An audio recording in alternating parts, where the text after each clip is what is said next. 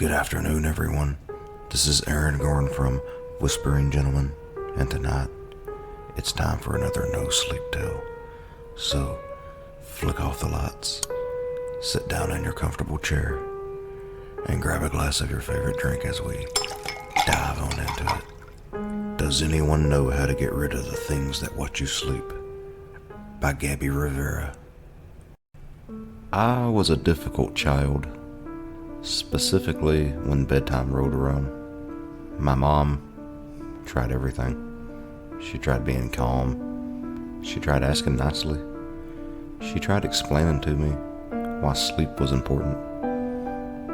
I can still remember her begging me to just go to sleep so she could get a few hours of rest before work in the morning. I remember refusing to go to bed when asked, and keeping myself awake as long as possible, just to spite her.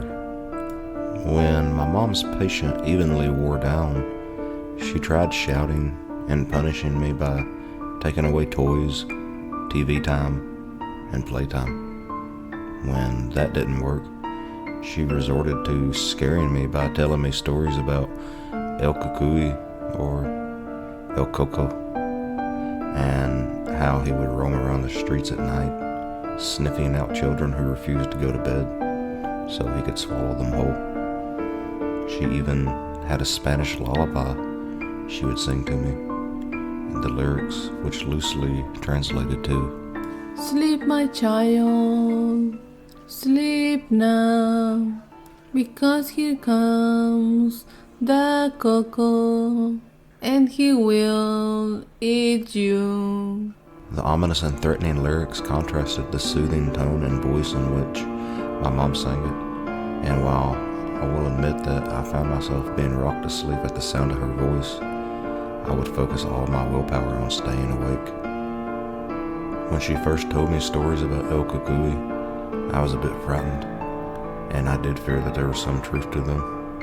After all, I was a child, and she was my parent, telling me that this monster was out there and he was going to come and eat me because I wouldn't fall asleep. Once I realized that she was lying and no monster showed up to swallow me whole, her threats were empty, and I still refused to go to bed. Eventually, once I was about 8 years old, my mom gave up. She would no longer tell me it was time for bed. She would no longer beg me to brush my teeth and shower so that she could tuck me in. She would no longer sit in my room for hours on end trying to get me to sleep. Whenever 9 p.m. rolled around, my mom would finish whatever she was doing and retreat to her bedroom, where she would get ready for bed and eventually fall asleep without even a second look at me. I would spend this time in front of the TV or building elaborate towers out of Legos. I would entertain myself for hours until I finally passed out of exhaustion in the late hours of the night. In the mornings, my mom would nudge me awake and get me ready for school, where I would spend the entire day fighting sleep. I knew at this point that my lack of sleep was affecting me, and yet, being the stubborn child that I was, refused to go to bed at a reasonable hour, thinking that I had won this prolonged fight with my mom. Later, that same year, it appeared. I first noticed it one night as I was playing underneath my blankets with my glow-in-the-dark toy trucks. It started to get hot under the sheets, and so I stuck my head out for some fresh air and almost screamed. There, sitting in the rocking chair next to my bed where my mom used to sit, was a gangly, alien-looking creature. Its skin was a rotting brown color with a yellow hue to it. It was thin enough that you could see all of its ribs as well as the thumping of its heart in its chest. Its proportions were normal, almost like that of a human, except for its facial features.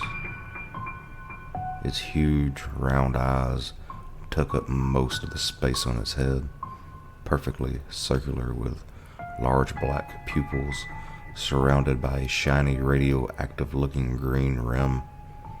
When I blinked, its eyelids would stretch all the way down over its eyes, the skin becoming so taut that it would thin out and the green from its eyes would be visible through it.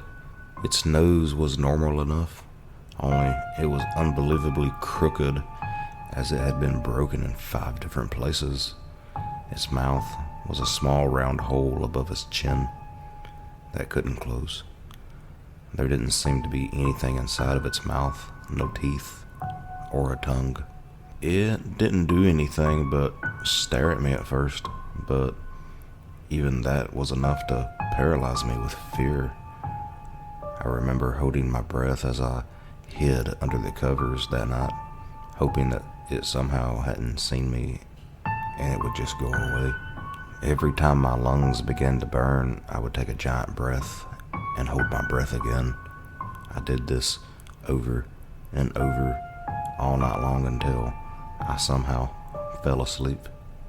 I was woken up to my mom, who got me ready for school and made me breakfast. The next night, it was there again. I was playing in my room, taking frequent glances at the rocking chair. For the first hour and a half, nothing happened. Then, in a split second, it appeared, its eyes honing in on me as I stood there, clutching my action figures as I tried to figure out what to do. I thought about what would happen if I screamed. Would my mom even wake up? Would it just disappear? I slowly made my way to my bed as its glowing eyes followed me. I got under the sheets and turned my back to the thing, squeezing my eyes shut and refusing to open them again. I could feel its presence behind me as I lay there.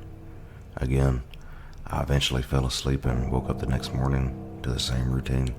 I began to notice over the next 2 weeks that I was no longer tired in school, likely because of my earlier bedtime.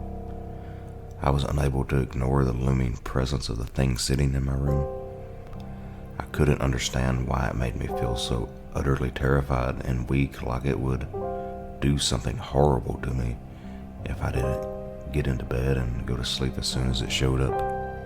I tried to outsmart it one night by staying out in the living room and not going into my room at all.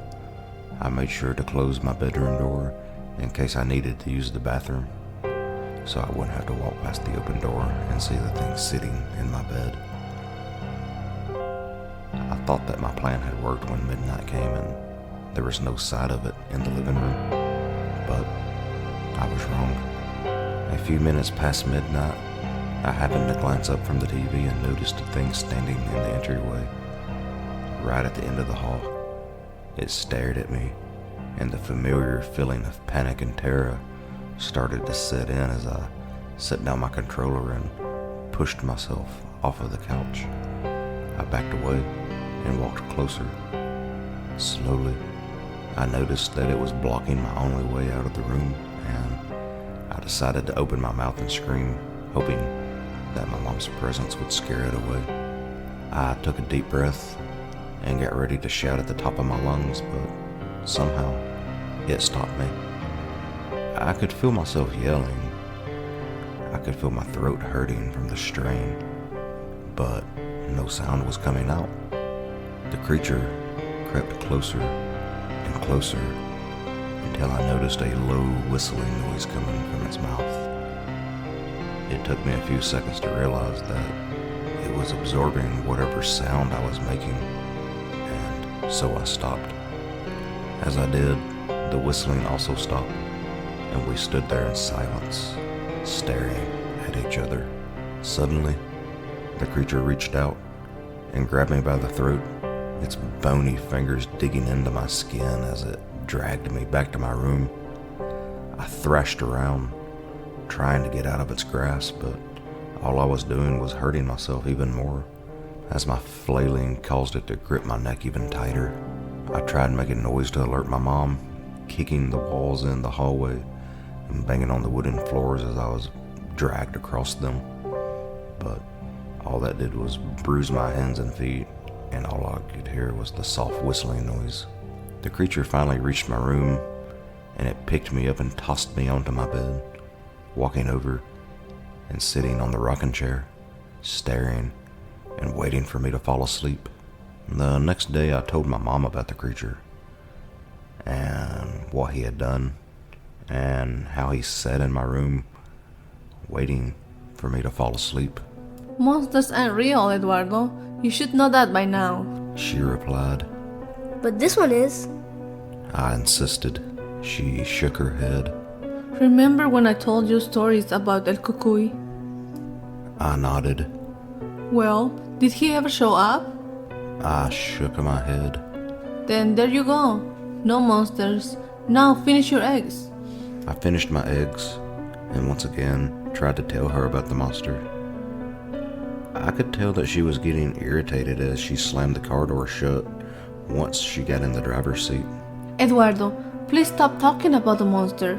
I don't have time for your games. She snapped as she pulled out of the driveway. I said nothing else on the car ride to school, but once nighttime rolled around, I found myself feeling extremely anxious and frightened.